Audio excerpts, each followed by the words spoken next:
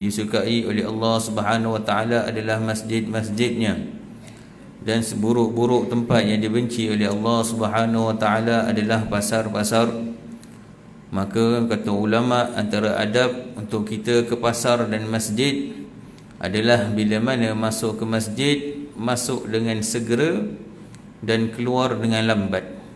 Berarti datang awal dan pulangnya lewat. Adapun adab masuk ke pasar, sama ada minimarket, supermarket, mall dan sebagainya, masuk dengan segera, masuk dengan lambat, keluar dengan segera. Berarti boleh masuk, bukanlah berarti tempat dibenci oleh Allah ini tidak boleh dimasuk. Boleh masuk, tetapi dengan adab masuk dengan lambat dan pulang dengan segera. Maka kita bersyukur pada Allah Subhanahu wa taala yang telah menempatkan kita di tempat yang dicintainya. Tidak seseorang mengajak seseorang ke tempat dia, melainkan orang tersebut adalah dicintai. Tidak kita jemput seseorang datang ke rumah kita, melainkan orang tersebut kita cintai dan sukai. Kita tak akan menjemput musuh-musuh kita datang ke rumah. Kita tidak akan menjemput orang yang tidak ada hubungan dan memiliki permusuhan dengan kita untuk datang ke rumah. Tetapi kita menjemput orang yang ada hubungan dengan kita, orang yang ada hubungan hati dengan kita, kasih sayang, juga kecintaan, orang-orang yang kita suka untuk datang ke rumah kita. Maka kita yang berada di masjid-masjid Allah ini, tidak Allah Ta'ala menempatkan kita di sini pada malam ini, melainkan Allah Ta'ala mencintai dan juga hendak memberikan kepada orang tersebut kebaikan. Yang disebutkan oleh Nabi SAW, bila mana seseorang datang ke masjid, maka saksikanlah keimanannya. Dan dengan hadirnya kita ke masjid pada malam ini sahaja, berapa banyak kebaikan yang Allah Ta'ala telah limpahkan, yang Allah Subhanahu wa Ta'ala telah kurniakan, hanya dengan semata-mata pada waktu ini kita berada di masjid. Antaranya adalah disebutkan di dalam hadis, banyak hadis tentang mereka yang menghadiri salat ke masjid.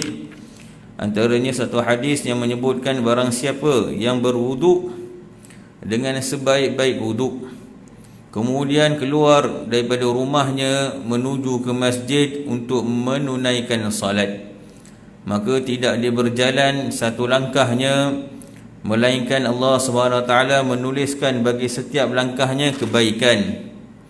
Dan tidak dia melangkah dengan satu langkah lagi, melainkan Allah SWT akan mengangkat keburukan daripadanya, mengampunkan dosanya. Dan juga dengan langkah itu juga Allah SWT menaikkan darjatnya.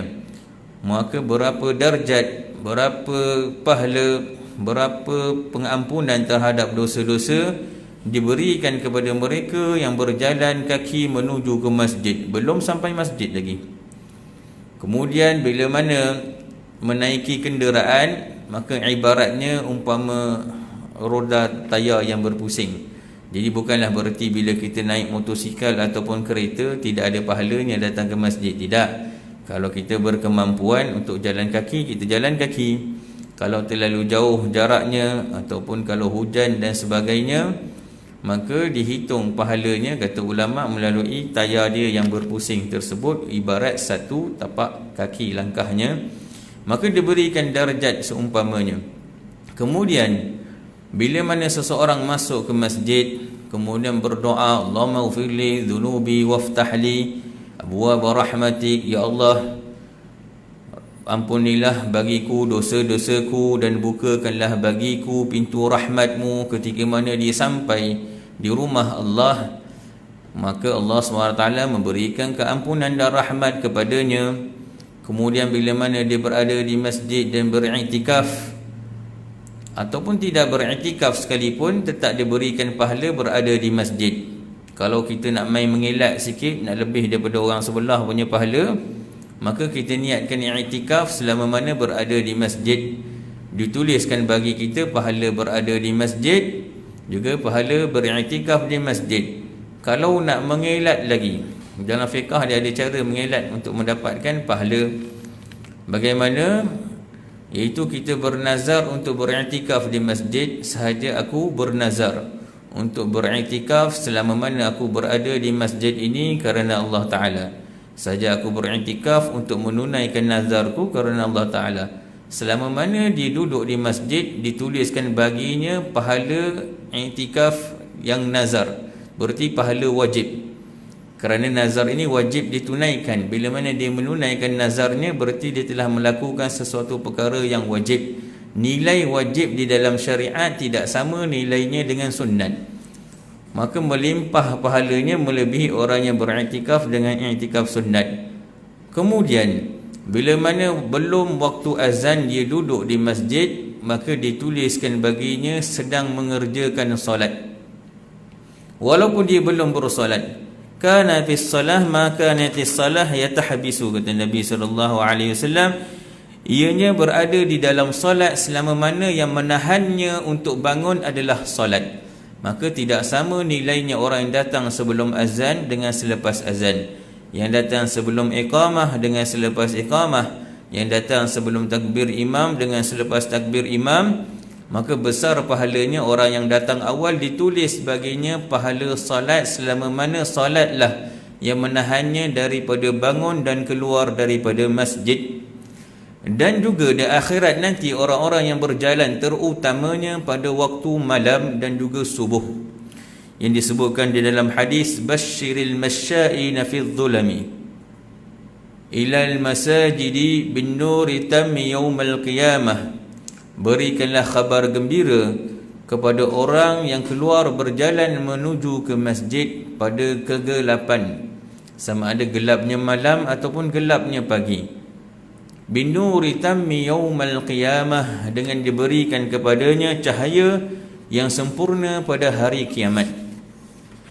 Pahala lagi di dunia dan juga di akhirat. Itu belum orang yang mengejar takbiratul ihramnya, yang membaca amin sama dengan imamnya, yang membaca tasbih di dalam solatnya. Kemudian apabila berzikir selepas mayang, antara yang dituntut bagi kita pada waktu maghrib dan waktu subuh, ada zikir khas dia kalau kita nak mengejarkan pahala yang lebih lagi lah. Alang-alang berada di masjid, alang-alang sama-sama berzikir. Disebutkan dalam hadis oleh Sayyidina Mu'adz bin Jabal radhiyallahu anhu, qala qala Rasulullah sallallahu alaihi wasallam, man qala hina yansarifu min salati ghadah, barang siapa yang membaca ketika mana ia selesai daripada solat paginya, solat subuh, la ilaha illallah wahdahu la syarika lah, lahul mulku wa lahul hamdu biyadihil khair wa huwa ala kulli syai'in qadir, 10 kali, maka diberikan baginya 7 perkara.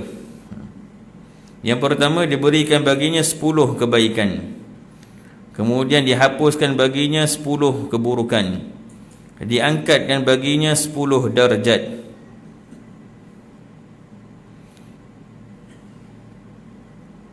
Kemudian diberikan kepadanya penjagaan daripada syaitan. Kemudian ke akhirat diberikan juga kepadanya 10 kebaikan.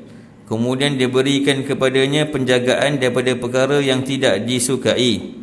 Dan juga pada hari tersebut tidak akan dia berjumpa dengan perkara-perkara yang mendatangkan dosa. Bukanlah berarti dia tak melakukan dosa, tetapi diampunkan baginya dosa pada hari tersebut selama mana dia tidak mensyirikkan Allah.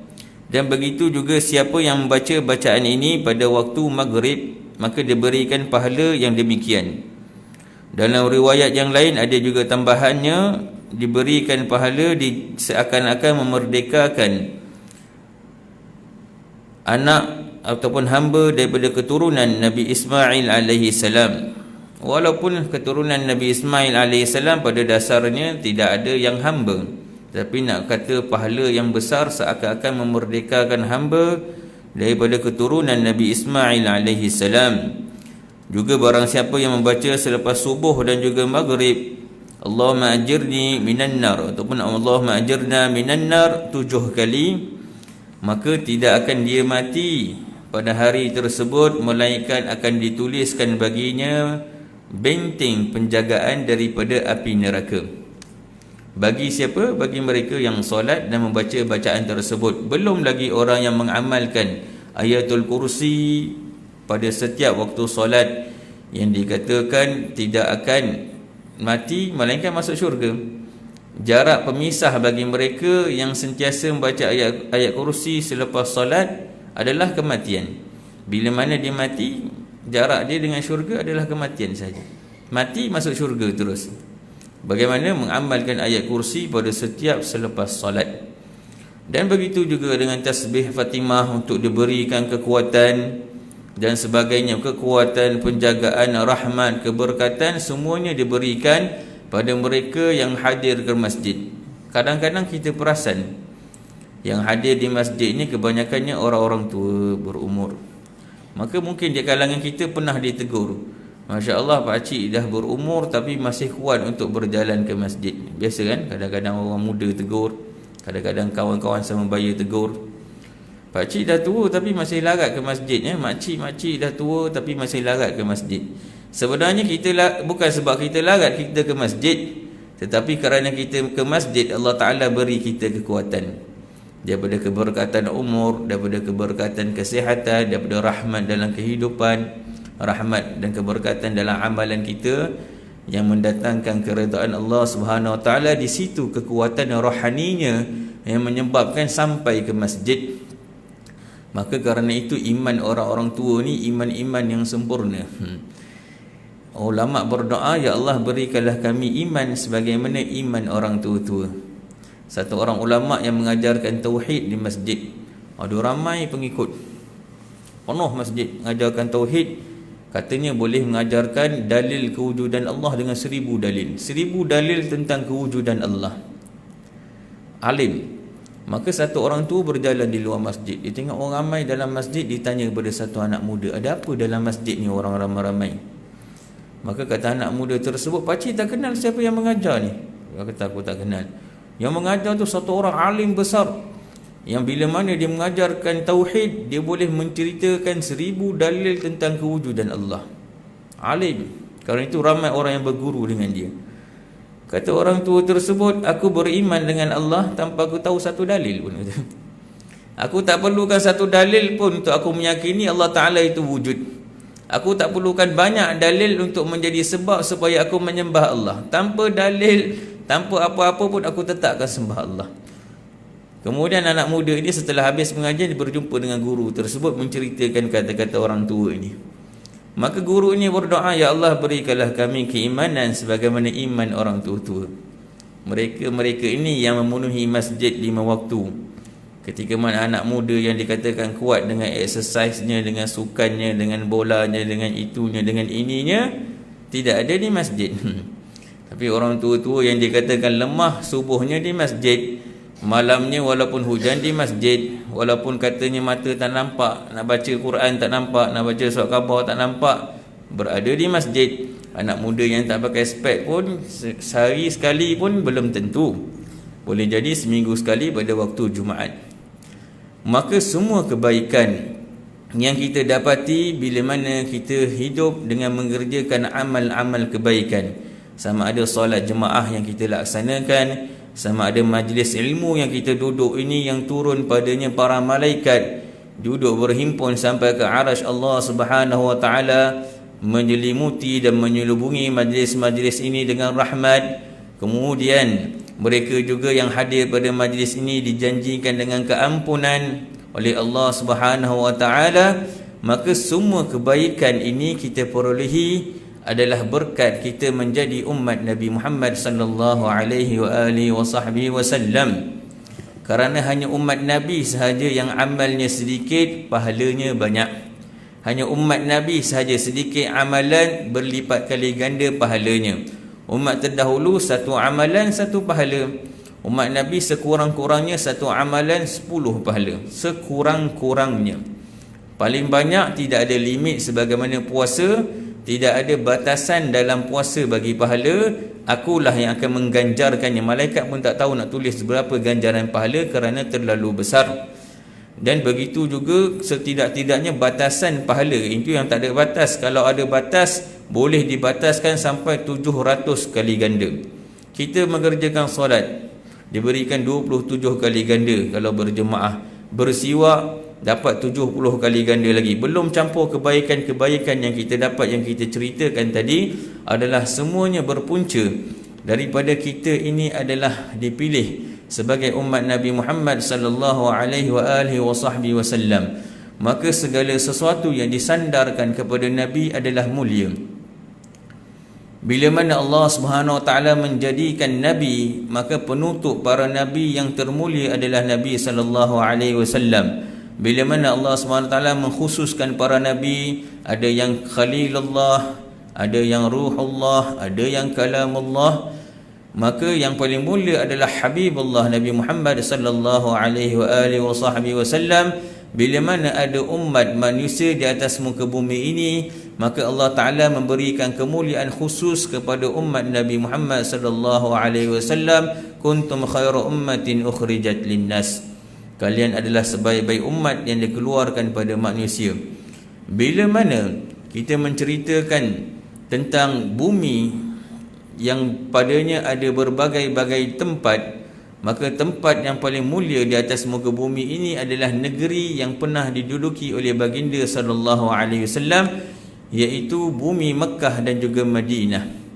Dan tanah yang paling mulia adalah tanah yang berdampingan dengan tubuh baginda sallallahu alaihi wasallam di dalam makam baginda di Madinah. Tanah yang paling mulia di atas muka bumi ini sekalipun daripada Kaabah, lebih mulia daripada Kaabah, kata ulama dalam fiqh. Air yang paling mulia di atas muka bumi ini adalah air yang keluar daripada jari-jari baginda Nabi sallallahu alaihi wasallam. Maka orang yang mulia adalah orang yang menyandarkan kehidupannya dengan Nabi Muhammad sallallahu alaihi wasallam. Makannya, minumnya, tidurnya, kehidupannya, ilmunya, amalannya, bila mana dijadikan segala perbuatan hariannya mengikuti kepada sunnah Nabi Muhammad sallallahu alaihi wasallam, maka orang ini adalah mulia. Allah Ta'ala memilihkan segala sesuatu yang mulia untuk Nabi sallallahu alaihi wasallam, bukan berdasarkan kebetulan. Suatu perkara yang salah bila kita mengatakan bahawasanya kebetulan sahaja Nabi ini berbangsa Arab. Maka bangsa Arab ini menjadi mulia kerana ianya adalah bangsa Nabi sallallahu alaihi wasallam. Kaum Quraisy ianya mulia dan terpilih kerana ianya adalah bangsa bagi Nabi sallallahu alaihi wasallam. Bahasa Arab menjadi mulia kerana ianya adalah bahasa Nabi sallallahu alaihi wasallam. Bukan kerana kebetulan, ini dalam bab tauhid, bukan kerana kebetulan Nabi lahir sebagai orang Arab, maka Nabi berbicara dalam bahasa Arab. Berarti kalau Nabi lahir di Malaysia, Nabi cakap Melayu. Kalau duduk di Pahang, cakap Pahang. Berarti awak kau juga hadis, berarti riwayatnya begitu. Maka dengan ini ada orang mengatakan bahawasanya pakaian Nabi tak perlu diikuti, kerana pakaian Nabi itu pakaian orang Arab. Berarti kita juga tak perlu menjadi Arabisasi, tak perlu nak pakai jubah dan serban. Sebab itu pakaian orang Arab, bukan pakaian Rasulullah. Bukan kerana kebetulan Rasulullah jadi orang Arab, Rasulullah pakai jubah, tapi jubah tersebut dipilih menjadi pakaian Nabi SAW, maka ianya mulia. Bahasa Arab itu dipilih menjadi bahasa Nabi SAW, maka ianya mulia.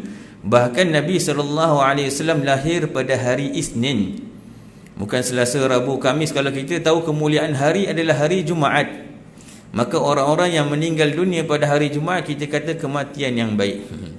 Baru ni siapa yang meninggal pada hari Jumaat baru ni?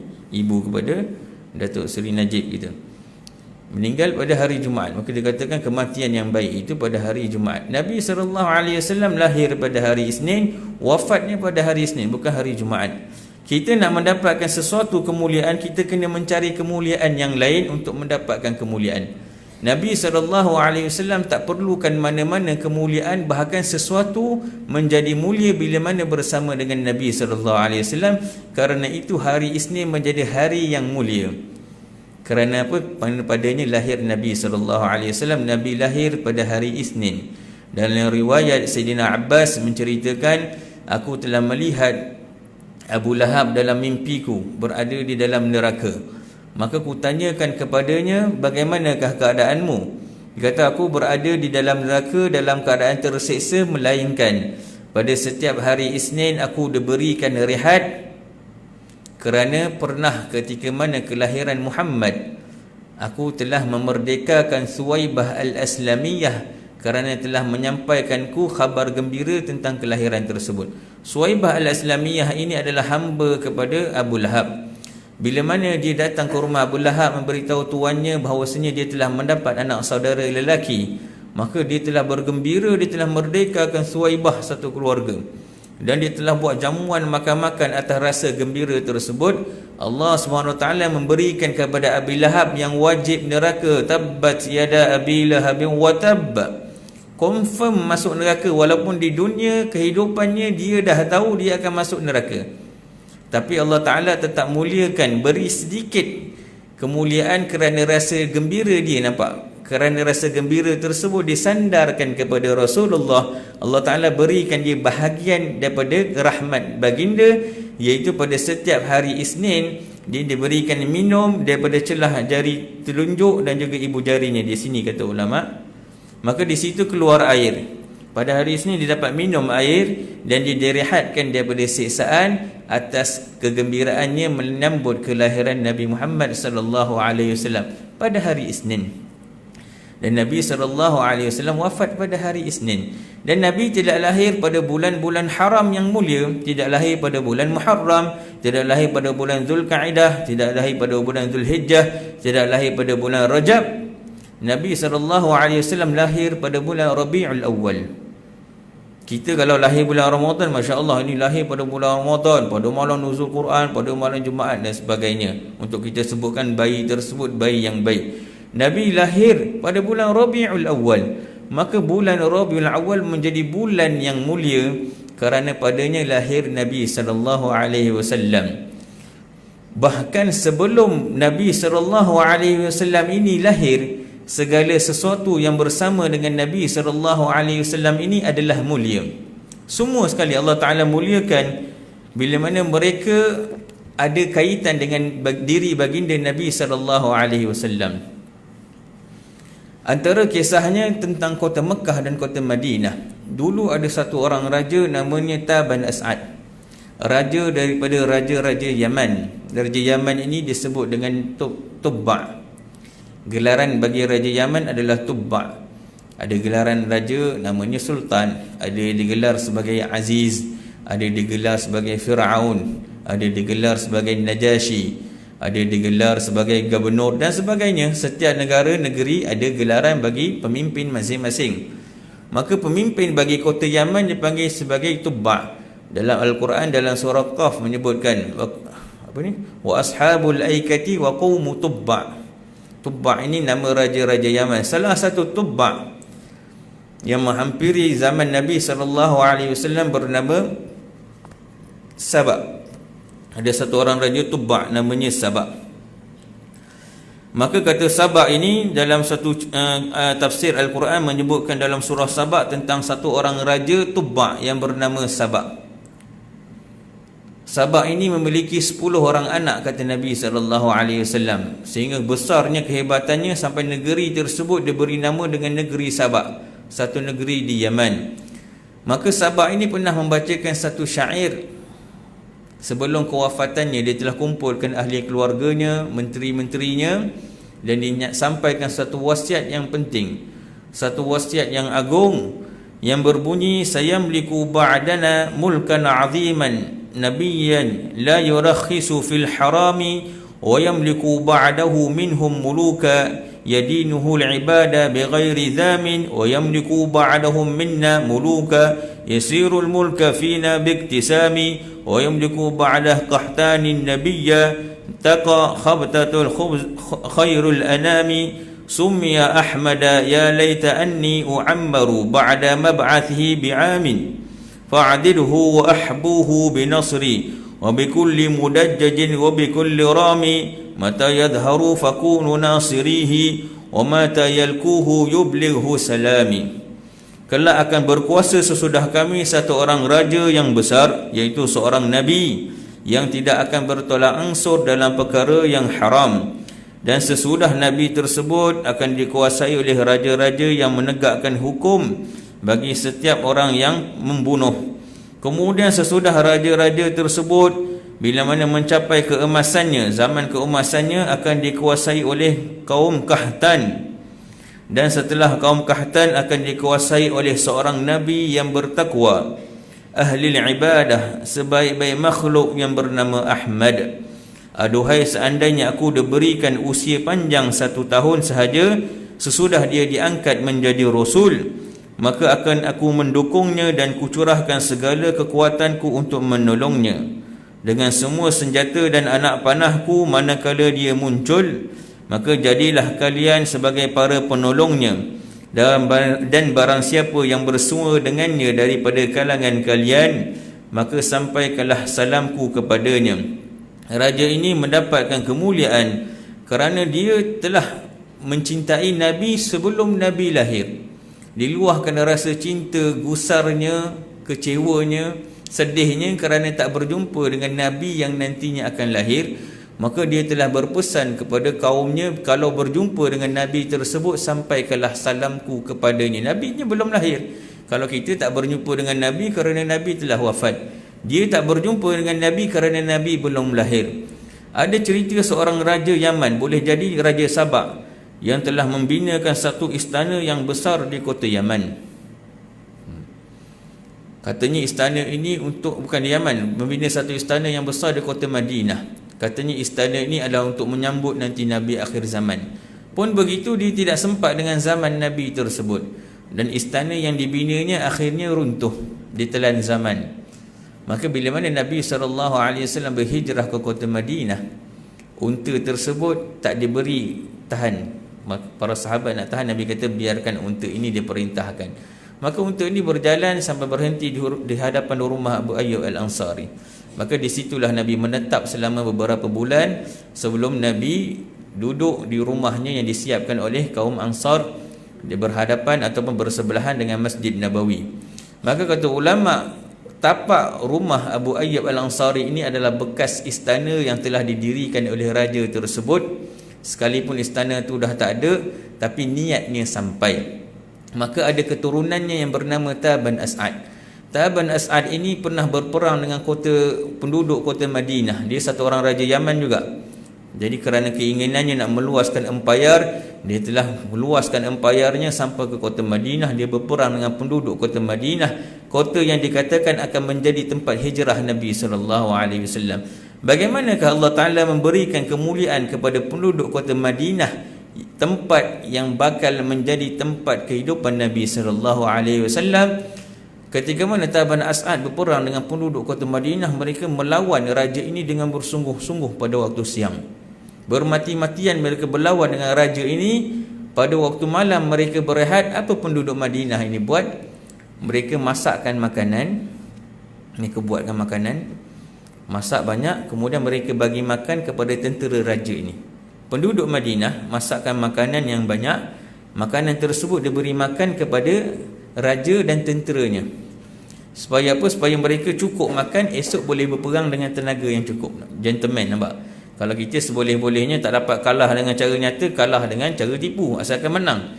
Mereka tak, mereka nak tentera Yaman ini cukup makan. Penduduk kota Madinah, kemuliaan mereka punya akhlak. Walaupun Nabi belum lahir, tapi ini adalah bandar yang terpilih, penduduk yang terpilih. Maka mereka masakkan makanan, mereka bagi makan. Esok kita perang mati-matian, bunuh-bunuhan. Malam mereka masak makanan, bagi makan. Maka Taban As'ad ni pening kepala. Dia kata kalian ni memang betul-betul kaum yang mulia, kata kaum yang hebat. Maka dia berhasrat besar untuk memiliki kaum ini menjadi dia punya rakyat. Datang dua orang Yahudi berjumpa dengan pendeta, berjumpa dengan raja ini. Kata, wahai tuanku, kalau seandainya tuanku teruskan niat tuanku untuk menghancurkan penduduk kota Madinah, sebelum hasrat tuanku tertunai, Allah Ta'ala akan binasakan kerajaan tuanku terlebih dahulu. Kenapa? Kerana tempat ini nanti akan menjadi tempat hijrah Nabi akhir zaman, tempat yang mulia dan terpelihara. Orang yang merosakkan tempat ini, dia sendiri yang akan rosak dan binasa. Maka ketika itu Taban As'ad telah surrender, dia telah memberikan ganti rugi kepada penduduk kota Madinah, dia minta maaf, kemudian dia meneruskan perjalanannya pergi ke kota Mekah pula. Sampai di kota Mekah, dia berhasrat untuk nak menghancurkan Kaabah dan nak memiliki kota Mekah. Bila mana dia nak menunaikan hajat dia, datang dua orang pendeta yang lain pula memberitahu kepada raja ini, wahai raja, kalau seandainya tuanku teruskan niat tuanku untuk membinasakan kota Mekah, sebelum hasrat tuanku tercapai, tuanku dan kerajaan tuanku semuanya akan binasa.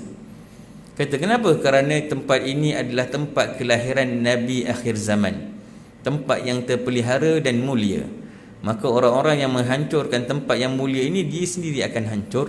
Maka Taban As'ad, dia telah duduk di situ selama lebih kurang 6 hari. Sepanjang tempoh tersebut dia telah menjamu seluruh penduduk kota Mekah, dan dia telah bersihkan Kaabah daripada berhala-berhala, daripada sembelihan-sembelihan yang kotor yang mereka sembahkan untuk berhala. Dibersihkan darah-darah dan najisnya, kemudian diselimutkan Kaabah tersebut dengan kelambu. Maka dia adalah raja yang pertama sekali yang menyelimuti Kaabah dengan kelambu tersebut, yang sampai sekarang diteruskan dan ditukar setiap 100 tahun. Maka raja ini juga mendapatkan kemuliaan. Akhirnya kerana dia tulis dia sebagai orang yang beriman dengan Nabi, kerana kemuliaan dia memuliakan bandar tersebut, bandar yang menjadi kelahiran Rasulullah, dan juga bandar Madinah, bandar menjadi tempat kewafatan Rasulullah sallallahu alaihi wasallam. Bila mana kita tengok pada zaman kelahiran Nabi sallallahu alaihi wasallam, apakah kota Mekah ini dapat atas kemuliaan kelahiran Rasulullah? Maka diceritakan sendiri oleh ibu baginda Sayyidatina Aminah, aku melihat keluar daripada rahimku cahaya yang memenuhi istana-istana di kota Busra, dan tidak pernah aku merasakan kelahiran yang lebih ringan melebihi kelahiran yang melahirkan Nabi SAW. Tak merasakan sakit sama sekali, bahkan tak keluar bersama dengan Sayyidatina Aminah apa-apa kotoran pun ketika mana melahirkan Nabi SAW. Yang keluar hanyalah cahaya yang memenuhi ruang bilik, kemudian memenuhi ruang rumah, kemudian memenuhi kota Mekah, sehingga akhirnya memenuhi seluruh dunia, sampai disebutkan lailatun kanahariha, malam pada kelahiran Nabi seakan-akan waktu siang, kerana terangnya cahaya yang keluar bersama dengan Nabi SAW. Abdul Muttalib pada malam tersebut telah masuk ke dalam Kaabah kerana rasa gelisahnya menanti cucu yang bakal dilahirkan. Dia telah masuk ke Kaabah berdoa pada Allah Subhanahu wa taala. Maka bila mana dia masuk dalam Kaabah, dia melihat di dalamnya ada berhala-berhala yang disusun oleh orang-orang jahiliah, jatuh terlangkup dengan wajahnya menghadap ke bumi dan hancur berkecai berhala-berhala tersebut. Kerana pada malam tersebut lahirnya hidayah, pada malam tersebut turunnya rahmat, wa ma arsalnaka illa rahmatan lil alamin. Maka dengan rahmat kelahiran Nabi SAW, sebelum dakwah Nabi, Allah SWT telah menghancurkan berhala-berhala tersebut menyambut kelahiran Nabi SAW. Dan pada malam tersebut juga api yang telah dinyalakan selama 1000 tahun, iaitu pada zaman Nabi Musa AS, orang-orang Majusi telah menyembah api. Kemudian api tersebut mereka terus jaga sampailah zaman Nabi SAW. Orang-orang Rom Parsi, sebahagian daripada mereka menyembah api pada hari kelahiran Nabi SAW. Api tersebut pun terpadam, dan bergoncangnya istana-istana di kota Parsi. Menara-menara Raja Parsi ini bergoncang, menandakan pada malam tersebut berlakunya sesuatu peristiwa yang besar, menyambut rahmat yang Allah SWT turunkan bersama dengan junjungan Nabi Muhammad sallallahu alaihi wasallam. Maka orang-orang yang menyambut, yang menjadi keturunan ataupun menjadi perjalanan sulbi yang mereka wariskan kepada anak-anak mereka sampai Nabi Muhammad sallallahu alaihi wasallam, mereka juga diberikan kemuliaan. Kalau kita bacakan kisah datuk-datuk Nabi, mereka semua pertama orang-orang yang memiliki wajah yang tampan. Semua sekali datuk Nabi memiliki wajah yang tampan. Digelarkan dengan nidar, digerakkan dengan mudrikah dan sebagainya. Semua adalah kerana kesempurnaan market seorang lelaki ada pada ciri-ciri datuk-datuk Nabi, orang-orang yang terpilih. Nabi sendiri memberitahu, aku ini terpilih daripada yang terpilih, keturunan yang terpilih daripada perkahwinan dan daripada orang-orang yang baik. Maka tidak masuk di dalam sulbi ataupun datuk-datuk Nabi ini orang-orang kafir. Tidak ada di antara ibu dan ayah orang-orang yang melahirkan anak-anak sampai melahirkan Nabi SAW ni orang-orang kafir, tidak ada. Dan semua mereka adalah orang-orang yang dermawan, semua mereka adalah pemimpin pada zamannya, semua mereka adalah orang terkemuka pada zamannya. Kalau kita lihat Datuk Nabi yang bernama Hashim antaranya, Datuk Nabi yang bernama Hashim ini digelarkan Hashim kerana kedermawanannya. Hashim ni bererti sangat dermawan. Bagaimanakah dermawannya Hashim ini? Sayyidina Hashim ini pada setiap harinya mengeluarkan belanja untuk pengurusan Baitullah, supaya Baitullah itu sentiasa terjaga dan cantik. Mengeluarkan belanja untuk orang-orang yang datang kepada Baitullah untuk mengerjakan haji dan umrah. Dia yang keluarkan biaya untuk belanja makan, minum dan tempat tidur mereka.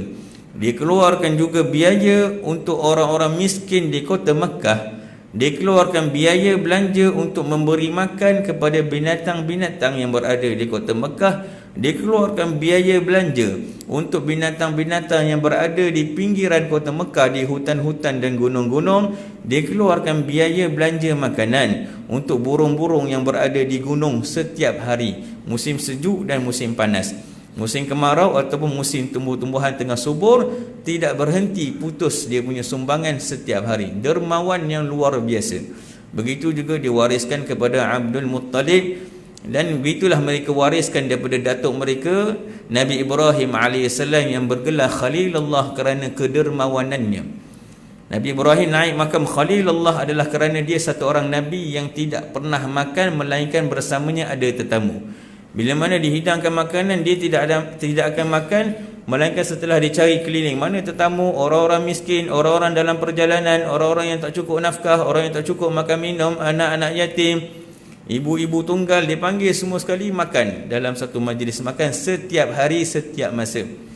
Nabi Ibrahim AS sampai bergelar Khalilullah. Begitulah anak-anaknya semua orang-orang yang dermawan, kerana mereka semua keturunan yang mulia. Sekalipun yang mulia tersebut belum lahir, yang mulia tersebut belum keluar, tapi kerana berada di jalur kemuliaan tersebut, mereka semua menjadi mulia sifat, akhlak, peribadi, perilaku, bahkan rupa paras mereka juga indah, kerana pada mereka ada sulbi Nabi Muhammad sallallahu alaihi wasallam. Maka inilah Nabi Muhammad bin Abdullah bin Abdul Muttalib bin Hashim bin Abdul Manaf bin Qusay bin Kilab bin Murrah bin Ka'ab bin Lu'ay bin Ghalib bin Fihir bin Malik bin Nidar bin Kinanah bin Khuzaimah bin Mudrikah bin Ilyas bin Mudar bin Nizar bin Ma'ad bin Adnan bin Udad bin Muqawwim bin Nahur bin Tayrah bin Ya'rub bin Yasjub bin Nabit bin Ismail alaihi salam bin Ibrahim alaihi salam bin Tarikh bin Nahur bin Saruh bin Ra'u bin Falakh bin Aybar bin Shalakh bin Arfakhshad bin Sam bin Nuh bin Lamk bin Matusharlah bin Akhnun bin Yar bin Mahlain bin Kainan bin Yanish bin Syith alaihi salam bin Adam alaihi salam. Mereka semua orang-orang yang terpilih yang disebutkan oleh Nabi, terpelihara daripada kesyirikan. Ayah-ayah mereka terpelihara daripada perbuatan syirik, ibu-ibu mereka terpelihara daripada perbuatan dosa, kerana mereka semua menanggung sulbi Nabi sallallahu alaihi wasallam, terpilih. Sehingga bila mana Nabi sallallahu alaihi wasallam lahir, maka yang kita tahu kisah tentang Halimatus Sa'diyah, satu orang wanita daripada perkampungan Bani Sa'ad yang miskin, memiliki anak 3 orang, iaitu Syaima, Anisah dan juga Abdullah. Dan mereka duduk di satu perkampungan yang ketika itu sedang dilanda dengan kemarau yang panjang. Mati seluruh tumbuhan dan tanaman mereka, dan kering dan kurus ternakan-ternakan mereka kerana kemarau yang panjang. Maka orang-orang kampung ini telah pergi ke kota Mekah untuk mencari biaya kehidupan, mengambil upah daripada menyusukan anak-anak daripada orang-orang kaya di kota Mekah. Halimatus Sa'diyah berangkat dengan satu ekor unta yang telah tua, tak mengeluarkan susu. Unta betina, suami dia naik tua, tak ada susu yang keluar. Berangkat dengan unta tersebut, Halimatus Sa'diyah sendiri membawa anaknya yang bernama Abdullah, yang tak pernah tidur malam kerana setiap harinya menangis kehausan, Maka dalam perjalanan yang panjang dan panas tersebut, mereka menuju ke kota Mekah, dan Halimah Sa'diyah menaiki satu ekor keldai yang tua juga yang bernama Qamra. Maka berangkatlah mereka menuju ke kota Mekah untuk mencari bayi-bayi orang kaya untuk mereka susukan dengan mengharapkan upah yang tinggi. Tapi semuanya telah diambil oleh kawan-kawan mereka kerana mereka lambat pergerakan. Unta tua, keldai tua. Orang dah sampai Mekah, mereka belum sampai. Bila mana mereka sampai, bayi-bayi semua telah diambil oleh kawan-kawan mereka. Maka mereka round kampung, tidak ada bayi untuk mereka susukan, melainkan satu anak yatim yang tak ada orang nak. Kata Halimah Sa'diyah, tidak aku ambil bayi ini, melainkan dah tak ada bayi yang lain dah. Kalau ikutkan tak nak ambil. Apa yang ayah dia nak bagi, keluarga dia nak bagi pada kita, sedangkan dia ni anak yatim. Bila mana dia memeluk Nabi SAW, nampak? Sesuatu bila mana menyandarkan diri mereka pada Rasulullah, Allah SWT akan memberikan bahagian rahmat kepada orang tersebut. وَمَا أَرْسَلْنَاكَ إِلَّا رَحْمَةً لِلْعَالَمِينَ.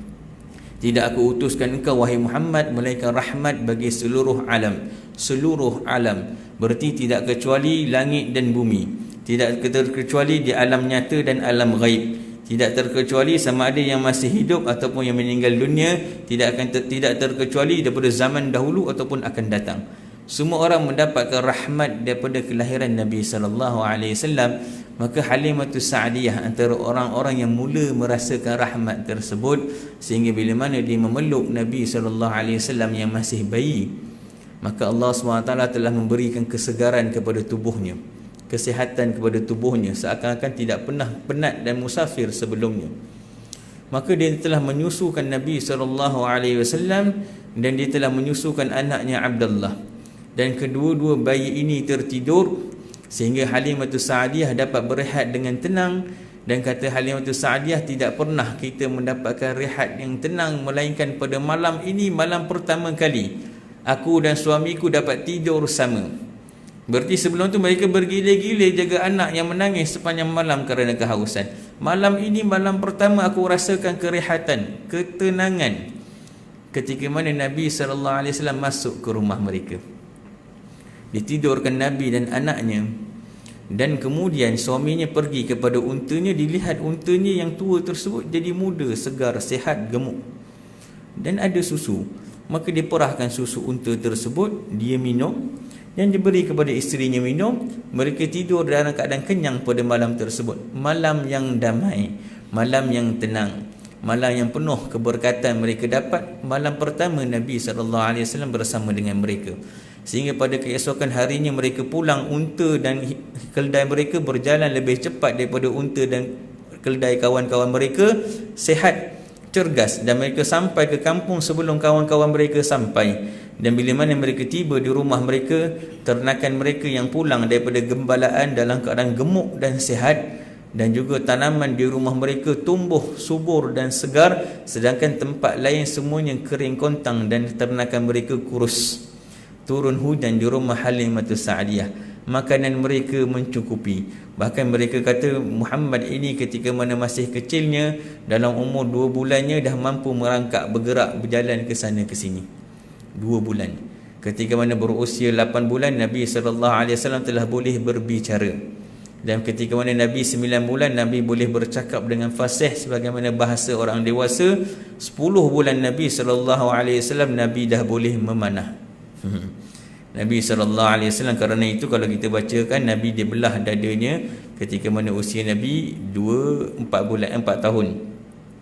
Ketika mana aku sedang memelihara kambing bersama dengan saudara-saudaraku. Nampak? Umur 4 tahunnya memelihara kambing. Mana anak kita umur 4 tahun? Tengok Didi ni friend. Tengok handset, tengok pipin ni, nak bagi diam anak-anak. Umur 4 tahun Nabi SAW sedang memelihara kambing. Cepat membesar kerana bayi ini berkah. Bayi ini diberikan kemuliaan. Bila mana Nabi SAW dibelahkan dadanya ketika mana usia 4 tahun. Sepatutnya anak susuan ini dibalikkan umur 2 tahun. Tetapi kerana Nabi SAW ini sehat, Nabi SAW ini selama duduk dengan Halimah, dia mendapatkan keberkatan, ketenangan, kecukupan dalam makan minumnya. Maka sayang dia nak memulangkan baginda kepada ibunya. Dipujuk Sayyidatina Aminah dengan berbagai-bagai pujukan supaya jangan ambil anak dia. Kata Mekah tu ada wabak, ada covid dan sebagainya, jangan hantar anak kat bandar tu, ada penyakit, udara dia tak sihat, orang-orangnya jahat. Maka kata Sayyidatina Aminah, baiklah biarlah dia duduk kampung, tak ada covid lah, tapi dia nak kata udara sana tak elok. Maka Nabi SAW duduk bersama dengan Sayyidatina Halimah sampai umur 4 tahun. Bila umur 4 tahun, Nabi SAW ketika mana sedang memelihara kambing, kata Rasulullah, datang 2 orang memakai jubah putih, datang kepadaku, dibaringkanku dan dibawakan piring berwarna emas yang bertutup dengan sutera yang di dalamnya ada air. Maka dia belahkan Nabi SAW punya dada daripada tengah dada sampai ke tengah perut. Dikeluarkan hati baginda, dibasuh, dan dikeluarkan bahagian hitam daripada hati tersebut dan dibasuh dengan air zam-zam dan dimasukkan kembali. Maka kata malaikat, ini adalah bahagian syaitan yang berada di tubuhmu. Maka setelah ditutup, maka kata ulama', berarti dalam tubuh manusia ni ada bahagian syaitan kita ni. Berarti kalau kita buat operation, baik kita ke macam mana? Kalau gitu senang operation. Anak tengok nakal sangat, main motor, tak nak pergi masjid, tak nak pergi sekolah, hantar hospital buat operation, keluar bahagian hitam, jadi Nabi nak. Tak ya, bahagian syaitan tersebut bukanlah berarti bahagian syaitan yang kalau dikeluarkan boleh jadi baik, tidak. Tetapi bahagian tersebut, kata ulama dalam kitab sirah apa?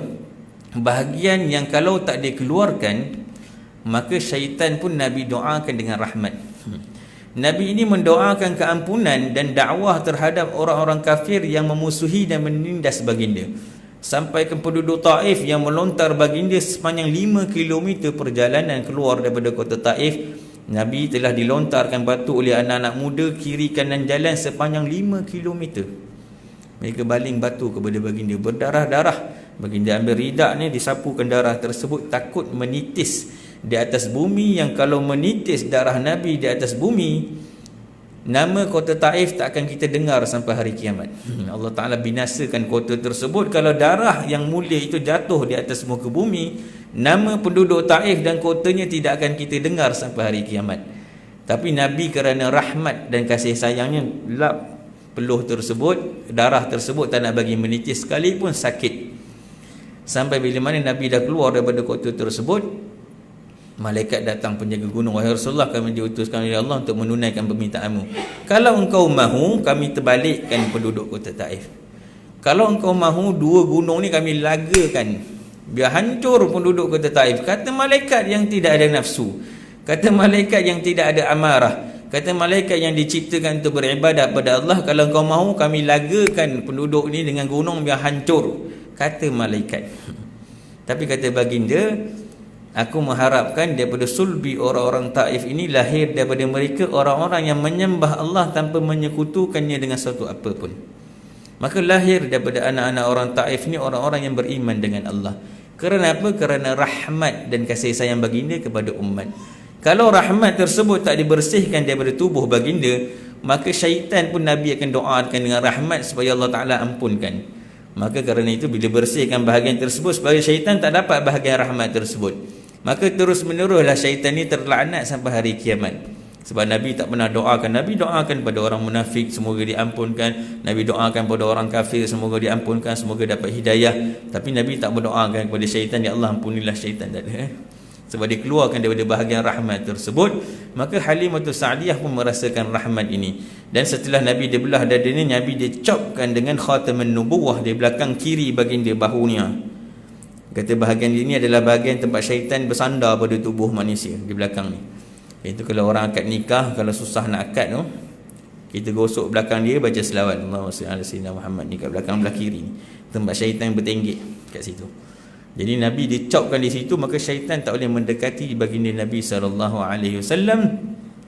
Kemudian bila Nabi duduk bersama dengan bapa saudaranya Abu Talib, maka Abu Talib bila mana duduk dengan Rasulullah, Abu Talib ni memiliki 6 orang anak.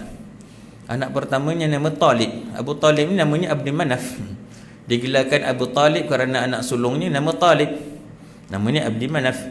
Talib, Ja'far, Aqil, Ali, Jumanah, Ummu Hani. 6 orang beradik, anak ramai. Dan mereka hidup susah, mereka miskin, makan tak cukup, minum tak cukup. Tapi diamanahkan Abu Talib oleh Abdul Muttalib untuk menjaga Nabi SAW. Kenapa? Kerana Abu Talib tidak pernah minum arak. Abdul Talib ada kebiasaan yang diwarisi daripada ayahnya Abdul Muttalib, iaitu tidak pernah minum arak. Dia tak macam adik-beradik yang lain. Satu. Yang kedua, Abu Talib ini sama ibu dengan Abdullah.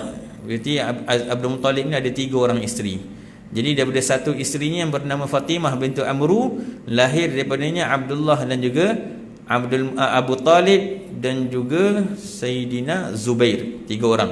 Sayyidina Zubair, Sayyidina Abdullah dan juga Abu Talib. Mereka daripada ibu yang sama. Jadi adik-beradik seibu dan sebapa. Dekat hubungan dengan Rasulullah. Kerana itu diamanahkan untuk menjaga Rasulullah sekalipun dia orang miskin. Kata Abu Talib, satu ketika kota Mekah dilanda musim kemarau yang dahsyat. Sampai orang-orang semua kematian mereka punya ternakan-ternakan dan tanaman mereka semua mati. Maka orang-orang jahiliah, bila mana mereka dalam keadaan begitu, mereka akan kumpulkan anak-anak perempuan-perempuan mereka di Kaabah untuk berdoa supaya diturunkan hujan. Maka mereka berkata kepada Abu Talib, wahai Abu Talib, kenapa tak bawakan saja anakmu tersebut untuk kita minta hujan? Maka Abu Talib pulang ke rumah mendukung baginda Nabi SAW yang ketiga itu berusia 8 tahun. Bila mana Nabi SAW datang di kerumunan orang ramai, maka kata orang yang bercerita seakan-akan ada mentari yang terbit di celah-celah awan yang gelap. Orang ramai tengah sesak-sesak, ada cahaya yang keluar daripada hujung. Seakan-akan mentari yang muncul daripada awan yang gelap mendekati Kaabah. Bila mana diangkatkan baginda SAW, diletakkan di Kaabah, disandarkan. Ya Allah, turunkanlah hujan dengan keberkatan anak ini. Belum habis doa tersebut, kota Mekah telah diselubungi oleh awan hitam dan kemudian hujan turun mencurah-curah. Dengan keberkatan baginda Nabi SAW, turunlah hujan tersebut. Ini namanya tawassul. Dibenarkan oleh syariat. Bertawassul pada Nabi Muhammad SAW, turun hujan. Maka seluruh penduduk kota Mekah dapat minum, tanaman mereka tumbuh, ternakan mereka hidup, mereka juga cukup makan. Dengan berkat doa, turun hujan dengan keberkatan Nabi SAW. Abu Talib bila mana Nabi SAW di rumah, dia kata kepada anak-anak, tidak ada yang boleh makan selagi mana Muhammad belum makan. Selagi mana Muhammad belum duduk untuk makan, tidak ada yang boleh menyentuh makanan. Kerana kalau mereka makan tak menunggu Rasulullah, maka makanan mereka akan habis dan tak cukup. Susu habis, makanan habis, tak sempat nak bahagi pada semua. Tapi kalau Rasulullah dah cubit dahulu makan, kemudian dah minum susu tersebut, bagilah kepada satu keluarga pun, roti tersebut tak akan bergerak, susu pun tak akan bergerak, tetap berbaki sisa sama sebagaimana awalnya. Nabi masih kecil, Nabi belum menjadi Rasulullah, tapi keberkatan rahmat tersebut dah dirasai oleh Abu Talib dan keluarganya, sehingga Abu Talib kata, anta la mubarakun, engkau benar-benar diberkati wahai anak. Dan mereka tidak akan makan melainkan setelah Nabi makan. Maka kalau nak diceritakan dengan rahmat dan keberkatan ini terlalu luas. Antara yang terbesar adalah daripada negeri dan negara jahiliyah ini, daripada satu negara yang katanya negara yang terlalu dahsyat dan buruk sifat dan akhlaknya, sehingga orang-orang yang kerajaan besar ketika itu, Rom dan Parsi pun tidak ada niat untuk nak menawan kota Mekah ni. Sebab kota Mekah ni penduduk dia jahat-jahat, minum arak daripada tengkorak manusia, perjudian mereka, kalau nampak wanita yang mengandung, mereka tahan, mereka ikat, mereka belah. Jadi kau lelaki kau keluar duit taruh, belah perut. Kalau lelaki menang, kalau perempuan ini menang, kemudian itu mati macam tu. Tak ada nilai. Nyawa tidak ada nilai ketika itu. Terlalu teruk mereka punya tamadun sampai orang-orang pun tak peduli, hidup macam binatang lah.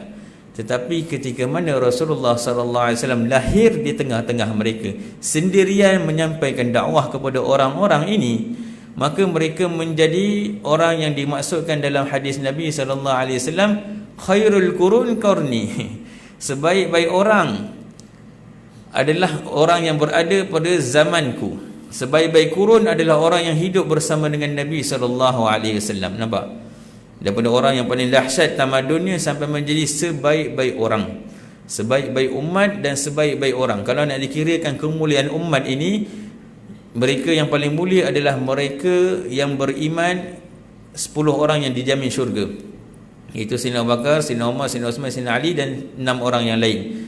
Zubair bin Awam, Osman Talhah bin Ubaidillah, Abdul Rahman bin Auf, Abu Ubaidah dan sebagainya, tak ingat, saya lupa, 10 orang dijamin syurga. Kemudian orang-orang yang selepasnya, ada lagi yang bai'atul ridwan, ahli badar dan sebagainya, semua orang-orang ini dijaminkan dengan kemuliaan sampai disebutkan dalam Al-Quran, was-sabiqunal awwalun minal muhajirin wal ansar walladzina tabi'u bi ihsanin radhiyallahu anhum wa radu'an. Mereka yang tadi orang-orang yang dahsyat kehidupannya, dahsyat akhlaknya, dahsyat tamadunnya, mereka menjadi orang yang Allah Ta'ala sebutkan dalam Al-Quran, radhiyallahu anhum wa radu'an. Radhiyallahu anhum ni Allah Ta'ala redha kepada mereka, mereka redha kepada Allah. Penghuni syurga, bila mana mereka masuk ke dalam syurga, mereka diberikan dengan kenikmatan. Ada orang yang berduduk di hadapan pintu syurga selama 40 tahun. Duduk depan pintu tu. Malaikat kata, masuklah syurga. Nanti nak tengok pintu syurga ni indah.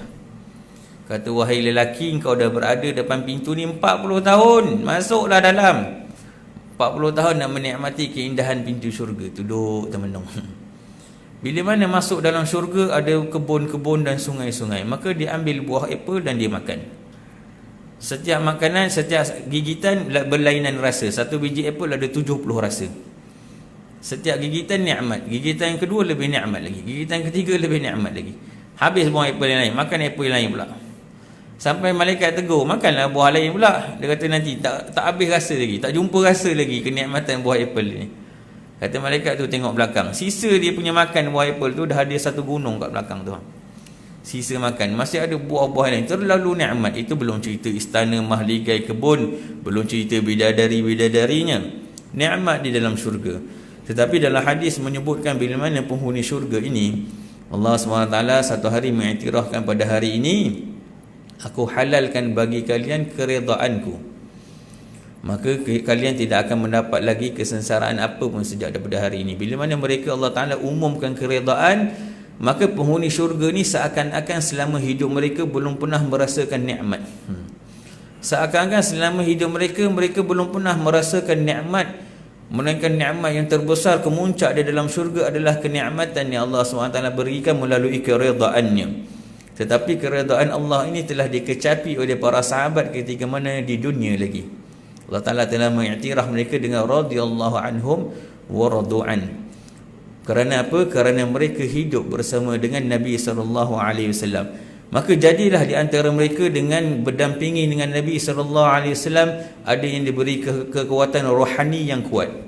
Seperti mana Sayyidina Umar bin Khattab, yang kisahnya dulu orang yang nak membunuh baginda, orang yang paling benci kepada baginda, orang yang memusuhi baginda. Tetapi bila mana Sayyidina Umar ini masuk Islam, rahmat dan hidayah masuk di dalam hatinya, mengambil bahagian hidayah daripada wa ma arsalnaka illa rahmatan lil alamin, tidak aku utuskan engkau wahai Muhammad melainkan rahmat bagi sekalian alam. Rahmat ini bila mana masuk kepada Sayyidina Umar bin Khattab, maka jadilah Sayyidina Umar bin Khattab ni satu orang yang berani kerana Islam.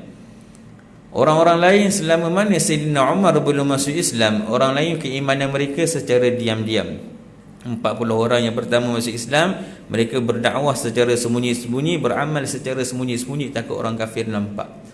Sayyidina Umar bila mana dia masuk Islam, benda yang pertama yang dibuat adalah dia pergi rumah Abu Jahal. Sebab dia tahu Abu Jahal ni orang paling benci Islam.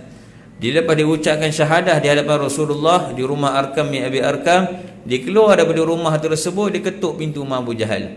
Wahai Abu Jahal, wahai Abu Hakam, aku dah Islam hari ni. Abu Jahal rempah pintu depan rumah. Pam, kata, celakalah engkau, pergi kita daripada pintu rumah aku. Abu Jahal yang jahat dengan orang Islam, ditindas, dipukul, diseksa. Dengan Sayyidina Umar tak berani. Sayyidina Umar depan muka, aku dah Islam. Ketuk pintu, orang lari daripada orang kafir, dia ketuk pintu rumah orang kafir yang paling jahat, dia beritahu dia Islam. Maka kerana keberanian, ketegasan Sayyidina Umar, yang bila mana dia berhijrah, orang lain berhijrah secara sembunyi-sembunyi, keluar pada waktu malam pergi ke Madinah. Kemudian esok waktu malam keluar ke Madinah. Waktu orang dah tidur, sebahagian ni keluar pergi. Berperingkat pergi ke Madinah berhijrah, sembunyi daripada orang kafir, takut ditahan, ditangkap dan dibunuh. Sayyidina Umar bila mana dia berhijrah ke Madinah, dia pergi tawaf kat Kaabah dulu. Sebelum berangkat ni bawa beg ni, pikul atas bahu jalan. Tawaf dulu. Kemudian dia nampak ada golongan orang-orang pembesar-pembesar Quraisy yang jahat-jahat ni tengah duduk kat Kaabah tersebut. Lepas habis tawaf, dia pergi kat kerumunan tersebut. Dia panggil wahai sekalian orang kafir. Wahai sekalian orang Quraisy, wahai sekalian penduduk Mekah, semua berkumpul. Kata ni hari ni aku nak berangkat pergi ke Madinah berhijrah. Nak duduk di sana bersama dengan orang Islam. Siapa yang ada keberanian, siapa yang nak anak dia jadi yatim, siapa yang nak isteri dia jadi janda, siapa yang nak harta dia diagih-agihkan, maka tahanlah aku untuk hijrah. Tak ada orang tahan Sayyidina Umar seorang-seorang jalan. Orang lain sorok-sorok semua, Sayyidina Umar seorang-seorang jalan. Siap beritahu orang ramai aku nak hijrah. Keberanian dia kerana ketegasannya. Maka Sayyidina Umar ini, kata Nabi SAW, bila mana dia melewati satu lorong, syaitan tak dapat mendekati lorong tersebut selama 3 hari. Bila mana Sayyidina Umar ada dalam masjid, syaitan tak akan masuk dalam masjid. Bila mana Sayyidina Umar ada di pasar, syaitan tak akan masuk kat pasar. Kehebatan rohani ini diberikan kerana dia adalah orang yang paling membela Rasulullah selepas Islamnya. Pantang ada orang biadab dengan Rasulullah, pedang dia langsung naik. Ketika mana Rasulullah sedang mengajar di masjid, satu orang Yahudi datang, tarik baginda, kata engkau ni memang keturunan suka berhutang, keturunan tak bayar hutang. Dimaki Rasulullah di hadapan pengikutnya. Rasulullah tenang, dia tak marah. Tapi pedang Sayyidina Umar dah duduk kat sini dah. Dia salah sikit lagi, kepala dia hilang. Sayyidina Umar begitu. Bila mana ada syariat yang diabaikan, ada orang biadab dengan syariat, pedang dia terus keluar. Salah sikit, hilang kepala terus. Kata Rasulullah, letakkan pedang tersebut. Kata apa masalah? Kata engkau berhutang dengan aku sekian-sekian. Betul, tapi kan tarikh bayar kan lambat lagi. Tak ada, aku nak sekarang juga. Maka dia suruh Sayyidina Umar bayar. Sebab kau tadi kurang adab dengan tetamu ini, kau telah letakkan pedang kat lehernya, bayar dia 2 kali ganda. Maka dibayar. Bila mana orang Yahudi ni tengok Rasulullah tak marah, siap denda pula orang yang buat kasar dengan dia, bagi pula bayar lebih, dia masuk Islam dengan akhlak dan budi Rasulullah SAW. Ini Sayyidina Umar punya tegas. Ada lagi sahabat nanti namanya Salamah Al-Aqwa, mendapat rahmat sebagai satu orang pembela. Kata Nabi SAW, Salamah Al-Aqwa adalah pejalan kaki kami, iaitu orang yang berperang dengan berjalan kaki kami. Pemimpinnya adalah Salamah Al-Aqwa. Kenapa Salamah Al-Aqwa ini, bin Al-Aqwa ini, dia ada kelebihan berlari pantas. Salamah Al-Aqwa, kalau baca dalam kisah, Salamah Al-Aqwa ni satu orang yang berlari pantas. Satu ketika unta Rasulullah ni telah dicuri ketika mana di Madinah. Dia masih umur belasan tahun lagi, budak lagi dia ni. Unta Rasulullah telah dicuri oleh sekelompok orang-orang daripada kampung, katanya nak beriman dengan Rasulullah. Rasulullah membagi makan, diraihkan dia. Tiba-tiba pada waktu malam hari, mereka ambil unta-unta Rasulullah berjumlah berpuluh ekor, mereka bawa lagi. Pagi esok bangun tengok unta tersebut tak ada. Maka orang yang pergi kejarnya adalah Salamah Al-Aqwa. Salamah Al-Aqwa bila mana dia berlari lebih laju daripada kuda Arab. Dia punya larian lebih laju daripada kuda Arab. Dia kata aku boleh kejar kuda Arab tak boleh kejar aku. Kuda biasa dah laju dah, kuda Arab laju lagi. Aku kalau berlari kuda Arab aku boleh kejar, kuda Arab tak boleh kejar aku. Maka dia telah kejar rombongan ini keluar daripada kota Madinah sampai dia dapat kejar. Kemudian dia lari pusing. Sambil dia lari sambil dia panah. Jadi dia lari sambil panah sampai orang-orang ini ingat mereka telah dikepung oleh orang Islam. Akhirnya mereka surrender sebab telah dikepung oleh orang Islam. Sebab mereka dipanah banyak. Rupanya yang memanahnya satu orang saja, cuma dia lari cepat. Dia flash zaman dulu lah kita kira, laju. Kemudian setelah itu baru dia balik semula ke kota Mekah, ke kota Madinah, beritahu para sahabat untuk hantar batuan untuk tangkap orang-orang ni yang berada di tempat sekian-sekian. Kemudian setelah dia beritahu orang Madinah, dia patah balik pergi kat sana, dijaga balik orang ni supaya tak lari. Sampai akhirnya tentera Madinah pun sampai dengan menaiki kuda, tangkap orang ni, bawa balik. Salamah Al-Aqwa seorang-seorang. Mana datang kehebatan ini? Kerana kerohanian yang mereka dapat bila mana mereka berdampingi Rasulullah sallallahu alaihi wasallam. Nanti selepas mereka juga ada orang yang hebat. Banyak kalau nak diceritakan kehebatan, antaranya Ala Al-Hadrami. Ala Al-Hadrami ini selepas zaman Nabi sallallahu alaihi wasallam, satu orang panglima perang yang berperang ke kota Bahrain. Ketika mana sampai di kota Bahrain, maka Ala Al-Hadrami ini memiliki masalah, iaitu mereka perlu menyeberangi laut. Kalau seandainya mereka seberang dengan menaiki kapal yang sedikit, sampai kat sana kena bunuh, sampai kat sana kena bunuh. Tapi kalau nak gerak sekaligus tak cukup, maka jalan buntu. Akhirnya dia solat 2 rakaat, kemudian dibacakan bismillah. Maka Ala Al-Hadrami ini telah menyeberangi laut tersebut bersama dengan tenteranya dan juga kuda-kuda mereka telah menyeberangi laut, begitu je, jalan atas air sampai ke Bahrain. Kemudian mereka memerangi orang Bahrain tersebut, berjalan bersama dengan kuda-kuda mereka. Kehebatan para sahabat, nampak kerohanian mereka. Bila mana bersama dengan Rasulullah, mereka mendapatkan kekuatan. Al-Hadrami jalan atas air bersama dengan kuda-kudanya, tenteranya berjalan di atas air bersama dengan kuda-kudanya. Kita tak payah pakai kuda pun tenggelam juga. Jadi kuda para sahabat ni lebih hebat daripada kita sebenarnya. Sebab apa? Mereka dekat dengan Rasulullah. Bila mana kewafatan Rasulullah sallallahu alaihi wasallam, masihkah mereka mendapatkan keberkatan? Masih. Sayyidina Abu Hurairah radhiyallahu anhu mengambil rahmat, keberkatan daripada Rasulullah. Apa yang dia dapat? Sayyidina Abu Hurairah adalah sahabat yang paling banyak meriwayatkan hadis. Hadis yang diriwayatkan lebih daripada 4,000 hadis kalau tak salah. Tapi Sayyidina Abu Hurairah hanya beriman dengan Rasulullah selama 2 tahun setengah sahaja. Dia antara orang yang lewat masuk Islam. Dia masuk Islam mungkin tahun ke-7 Hijrah ataupun tahun ke-6 Hijrah. Lambat, hampir dengan kewafatan Rasulullah. Sempat dengan Rasulullah lebih kurang 2 tahun setengah. Tapi dia paling banyak meriwayatkan hadis. Kerana apa? Dia pernah mengadu pada Rasulullah, "Hai Rasulullah, ingatanku ni lemah, maka doakanlah kepadaku." Maka Rasulullah suruh bentangkan ridak dia. Rasulullah ludahkan ridak tersebut. Bila mana dibacakan hadis pada Sayyidina Abu Hurairah, diingat sekali semua hadis, tak lupa satu huruf pun Sayyidina Abu Hurairah ini. Maka dia adalah menjadi sahabat yang kerana dia ada 300 orang yang meriwayatkan hadis daripada Abu Hurairah, dan hadis itulah yang sampai kepada hari ini pada kita, dan kita beramal dengan Islam daripada hadis-hadis yang diriwayatkan oleh orang daripada Abu Hurairah, yang sampai hari ini kita juga dapat kenikmatan Islam dengan beramal dan pelajari daripada hadis-hadis Nabi. Nampak? Rahmat ini namanya rahmat yang berterusan sampai kita pun dapat. Dan Abu Hurairah juga pernah satu ketika dibawa satu uncang kurma. Maka ketika itu Rasulullah dan para sahabat dalam keadaan lapar. Mereka bawa balik perang. Ada sekitar berapa ribu orang. Maka Rasulullah bertanya kepada Abu Hurairah, "Engkau ada makanan tak?"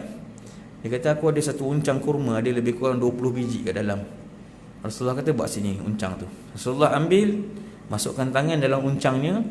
Dia kata pada para sahabat, "Bentangkan sefrah." Dia bentangkan sefrah. Para sahabat duduk keliling sefrah tersebut. Nabi masukkan tangannya dalam uncang Abu Hurairah. Dia keluarkan kurma, letak kat tengah-tengah. Keluarkan, letak kat tengah-tengah. Sahabat memakan. Bila mana dah kenyang, bangun, duduk sahabat yang lain pula. Rasulullah keluarkan. Dah kenyang sampai ribuan orang makan daripada uncang yang kecil tersebut, kurma yang dikeluarkan oleh Rasulullah. Kemudian setelah semua sahabat dah kenyang, Nabi ambil uncang tersebut, dia beri kepada Abu Hurairah. "Wahai Abu Hurairah, simpan uncang ini. Kalau engkau perlukan kurma, ambil je, jangan tengok kat dalam. Ambil je, kemudian makan." Maka kata Abu Hurairah, "Aku makan uncang kurma daripada uncang tersebut pada zaman Rasulullah. Setelah Rasulullah wafat pada zaman Sayyidina Abu Bakar As-Siddiq, juga aku makan daripada uncang tersebut. Pada zaman Sayyidina Umar pun sama. Pada zaman Sayyidina Uthman pun sama, sampai akhirnya Sayyidina Uthman telah dibunuh. Ketika mana berlaku perpecahan antara orang Islam pada zaman Sayyidina Uthman, dan Sayyidina Uthman terbunuh, rumah Abu Hurairah ni telah dipecah oleh orang.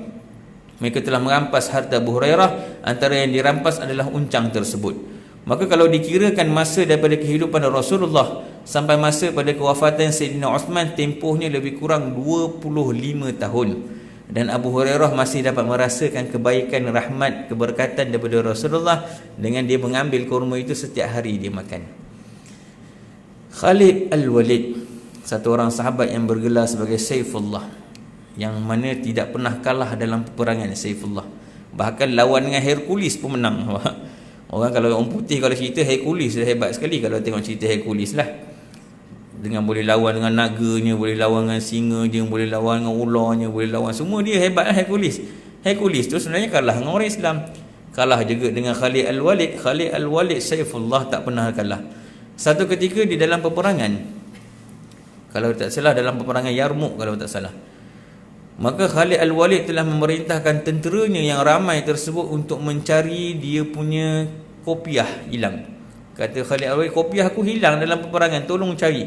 Tentera ramai-ramai tu cari kopiah tersebut. Cari, akhirnya jumpa, rupanya kopiah buruk. "Wahai ketua, engkau suruh perintahkan tentera ramai-ramai ni untuk cari kopiah buruk ni. Kalau perlu kan kami boleh beli kopiah baru yang lebih cantik. Kami boleh gantikan dengan kopiah lebih cantik. Kenapa susah-susahkan tentera suruh cari kopiah buruk?" Khalid Al-Walid mengambil kopiah tersebut. Dia kata di dalam kopiah ini ada rambut Rasulullah yang aku jahitkan di dalamnya, dan tidak aku pergi di mana-mana peperangan pun melainkan aku mendapatkan kemenangan. Tidak aku pergi mana-mana peperangan melainkan aku akan mendapat kemenangan dengan berkat kopiah tersebut bersama denganku. Rahmat dan keberkatan. Nampak? Jadi mereka juga setelah kewafatan Rasulullah, para tentera dibariskan orang-orang yang pernah melihat Rasulullah. Mata yang pernah melihat Rasulullah mereka letakkan di barisan hadapan. Kemudian barulah orang-orang tabi'in yang lain. Kerana apa? Mengambil keberkatan daripada mata-mata yang melihat Rasulullah. Kerana itu para sahabat sentiasa memperolehi kemenangan, sebab mereka apa-apa tindakan pun mereka sandarkan kepada Rasulullah. Sama ada mereka beribadah, sama ada mereka buat amal, sama ada mereka makan dan minum, apa pun dalam doa mereka sandarkan pada Rasulullah. Bukan bererti menyembah Rasulullah, bukan bererti gulu. Ada orang pada hari ini bila mana kita berlebih-lebih sedikit pada Rasulullah. Pernah dengar tak isu ni? Kopiah capal ni. Ada orang kata, ni kopiah capal ni menyembah capal katanya ni. Kenapa nak sembah capal? Kenapa letak atas kepala sendal? Sepatutnya pakai kat kaki, nampak? Orang kata ini berlebih-lebihan. Para sahabat radhiyallahu anhu disebutkan dalam hadis, Rasulullah tidak pernah meludah, melainkan air ludah baginda akan jatuh di atas tangan-tangan para sahabat. Mereka akan tanya, kalau Rasulullah nak meludah, orang dah sambut dah. Kita tak ada pun, kita meludah orang lari dia lah. Rasulullah bila mana meludah, sahabat akan sambut. Dan bila mana mereka dapat, mereka akan sapu kat badan mereka. Keberkatan tersebut. Kerana air ludah Rasulullah wangi, peluh Rasulullah juga wangi. Ummu Salamah, bila mana Rasulullah tidur berpeluh, dia ambil botol, dia ambil botol, dia masukkan peluh Rasulullah dalam botol tersebut. Rasulullah tanya, buat apa ni? Dia kata, sebab wangian tubuhmu ni tidak ada pada orang lain. Nak ambil kewangian tersebut dan nak mengambil sebagai keberkatan untuk anak-anak. Rasulullah kata, engkau akan mendapatkan. Maka anak-anak mendapatkan keberkatan daripada peluh Rasulullah sallallahu alaihi wasallam. Maka para sahabat bila mana Rasulullah ludah, mereka ambil, mereka sapu pada badan, wangi. Dan bila mana Rasulullah berwuduk, mereka akan berebut-rebut untuk mengambil air wuduk tersebut, jatuh di atas tangan-tangan mereka, mereka sapu satu badan. Kalau tak sempat nak ambil, kan ramai yang berebut. Kalau tak sempat nak rebutkan, maka orang yang tak dapat, dia akan ambil pada sahabatnya yang dapat air wuduk Rasulullah, dia sapukan. Jadi orang yang berwuduk, dia ambil, sapu kat badan mereka pula, sebab dia tak sempat nak tadah. Dan kalau yang nak jadi orang yang tadah pun tak dapat, nak ambil kat tubuh sahabat pun tak dapat juga. Apa mereka buat? Mereka bergolek-golek di atas pasir tanah tempat Rasulullah berwuduk. Kesan-kesan yang jatuh atas tanah tu mereka ambil, mereka golek-golek nak dapatkan. Siapa antara orang yang bergolek di situ? Di situ dalam kisah ada namanya Suhaib bin Amr. Suhaib bin Amr ni banyak kisah. Pukul 9 tadi kata pukul 9 ni dia.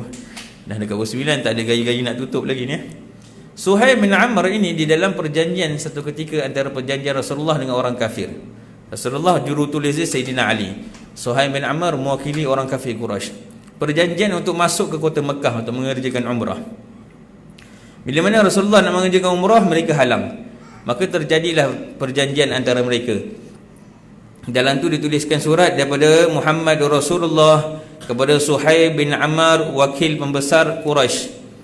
Maka kata Suhaib bin Amr apa? Aku tak kenal yang namanya Bismillah atau Bismillahirrahmanirrahim. Aku tak kenal Bismillahirrahmanirrahim ni. Orang Arab dulu mereka sebut Bismikallah. Mereka juga sebut nama Allah tapi dengan Bismikallah, bukan Bismillahirrahmanirrahim. Dia kata Ar-Rahman Ar-Rahim ni aku tak kenal. Mereka menafikan sifat Allah Ar-Rahman Ar-Rahim. Penghinaan terhadap Allah. Bukan hina Nabi, hina Allah di hadapan Rasulullah. Nampak? Hina agama ni bukan terjadi pada zaman kita yang kita nak melenting, nak buat demokrasi, nak bergerak sebagainya. Penghinaan ini pernah berlaku di zaman Rasulullah, di hadapan Rasulullah. Aku tak kenal Ar-Rahman Ar-Rahim ni, tak ada. Tulis je Bismillah. Rasulullah kata kepada Sayyidina Ali, padam, tulis balik. Sayyidina Ali pun padam Ar-Rahman Ar-Rahim, tulis Bismillah. Merah muka Sayyidina Ali. Kemudian dia kata Muhammad Rasulullah kepada Suhaib bin Amr.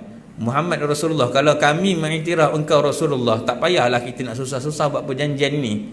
Jadi padam Rasulullah tu, kami tak mengiktiraf engkau Rasulullah. Di hadapan Rasulullah, di hadapan Sayyidina Ali, orang gagah je kat Sayyidina Ali ni. Maka Rasulullah kata pada Sayyidina Ali, padam. Nampak? Penghinaan ini bukan untuk kita memberontak. Penghinaan ini bukan untuk kita bergaduh dan berperang. Tapi penghinaan ini adalah teguran untuk kita untuk mengamalkan syariat, sehingga Islam ni agung di mata-mata orang yang memandang Islam. Orang tidak menghina Islam, melainkan kita yang tak menghidupkan Islam. Maka Rasulullah tak ajak berperang ketika itu. Rasulullah kata padam, Sayyidina Ali tak nak padam. Maka Rasulullah sendiri tunjuk, mana perkataan Rasulullah? Sayyidina Ali tunjuk, Rasulullah padam dengan air liur dia, tinggal Muhammad je di situ. Suhaib bin Amr ni menghina Allah dan menghina Rasulullah di hadapan Rasulullah itu sendiri. Tetapi ketika mana Fathul Mekah, orang ini mendapatkan rahmat, orang ini mendapatkan bahagian wa ma arsalnaka illa rahmatan lil alamin, mendapatkan keberkatan daripada Rasulullah. Antara yang dikisahkan oleh para sahabat, antara orang yang bergolek-golek ke air wuduk tadi adalah Suhaib bin Amr. Orang yang satu ketika dahulu menghina Rasulullah, hari ini dia bergolek-golek nak mendapatkan keberkatan Rasulullah sallallahu alaihi wasallam. Maka begitulah seterusnya para tabi'in. Kita bacakan kisah tabi'in, orang-orang yang menuntut ilmu, sebagaimana Imam Asy-Syafi'i yang umur 15 tahun dah menjadi mufti, kemudian boleh buat mazhab sendiri pula. Antaranya Imam Al-Bukhari, orang-orang yang alim dalam ilmu hadis, yang hafalan ni kuat, luar biasa hafalan. Kalau nak kisahkan satu-satu panjang pula ceritanya. Mereka semua ini mendapatkan kebaikan adalah kerana berjalan di syariat Rasulullah. Maka seterusnya bahagian masing-masing berlainan. Ada orang bila mana mereka mengikuti sunnah Rasulullah, dia dapat keberkatan ilmu. Ada orang mendapat keberkatan harta, ada orang mendapat keberkatan bagai-bagai. Maka sebagai penutup kita berada di akhir zaman yang jauh daripada Rasulullah ini, bagaimanakah kita nak mendapatkan rahmat dan keberkatan sebagaimana para sahabat dan orang-orang terdahulu dapat? Maka tindakan kita, tanggungjawab kita sebagai umat Nabi SAW yang berada di jauh daripada zaman Rasulullah ini adalah, yang pertama sekali, hendaklah kita kenal kepada Rasulullah.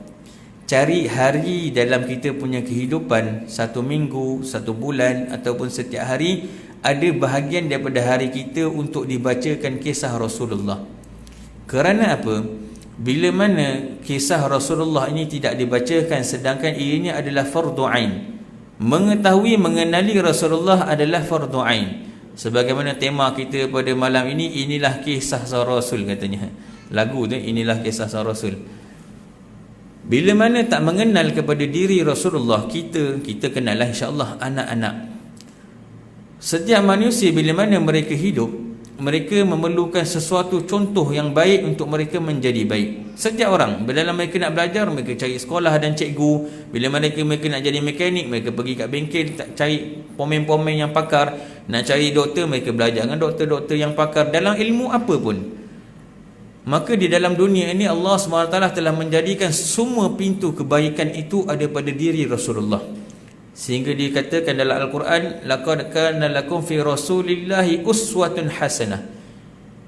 Telah didapati dalam diri Rasulullah tersebut contoh ikutan yang baik. Maka orang-orang kalau nak menjadi baik, mereka akan dapatkan kebaikan tersebut pada diri Rasulullah.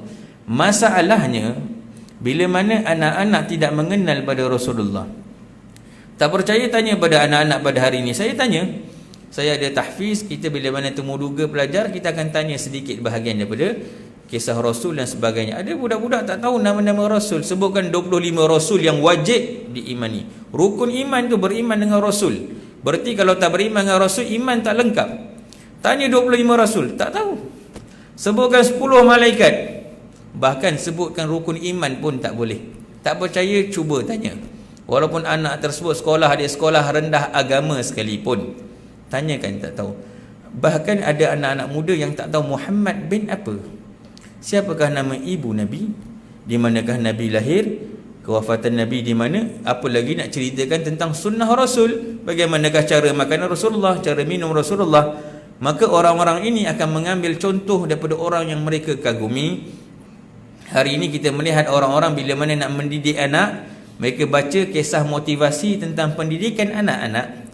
Bila mana mereka belajar tentang perubatan, mereka baca tentang orang-orang penasihat dalam ilmu perubatan. Bila mana mereka nak ceritakan tentang sesuatu motivasi, mereka petik daripada profesor tu, doktor itu, orang itu dan orang ini. Sampai akhirnya masing-masing mengeluarkan pendapat masing-masing dan menjadikan role model masing-masing. Orang ini contohnya, orang ini contohnya. Dan akhirnya yang mereka temui adalah jalan buntu. Dibacakan nasihat motivasi tersebut, tapi dididik pada anak-anak tak jadi. Mereka jadikan orang ini ikutan mereka, tapi akhirnya tak membawa kepada kebaikan. Sampai akhirnya yang orang kagumi dalam kehidupan mereka bukan Rasulullah. Ada orang kagum dengan artis-artis, Masya Allah, artis itu dulu teruk, sekarang pakai purdah, pakai tudung, Masya Allah. Maka orang-orang pun pakai purdah. Sebahagian dulu tak pakai purdah, pakai purdah. Sebahagian dulu tak pakai tudung pun pakai tudung. Sebab apa? Sebab ada artis pakai tudung. Sedangkan dah lama Islam suruh pakai tudung. Dalam surah An-Nur, ayat tentang pakai tudung dah lama cerita. Ada artis yang Masya Allah dia jawab azan. Ada artis yang suka bersedekah. Orang Masya Allah artinya bersedekah ni, orang hebat ini. Rasulullah bersedekah dengan sedekah yang luar biasa. Para sahabat dalam menginfakkan harta fisabilillah luar biasa. Tak ada orang pun ambil contoh. Baru akhirnya orang tersebut, bila namanya sandaran kepada makhluk, maka makhluk apa lagi artis, apalagi orang biasa, tak lari daripada dosa dan kesalahan. Orang tu sebut ada buat salah dan dosa. Orang ini taksub dengan orang tersebut. Yang buat salah pun diikut, yang buat dosa pun diikut juga. Maka akhirnya kebaikan juga melalui jalan dosa. Apalagi jalan dosa itu sendiri. Orang-orang yang nakkan pintu kebaikan juga melalui cara dosa dan salah. Maka yang mereka temui kebaikan yang disaluti dengan dosa. Maka mana jalan kebaikannya? Mana kemakmurannya? Mana kebahagiaan? Mana benda yang betulnya? Kerana apa? Tak mengenal diri sang Rasul ini.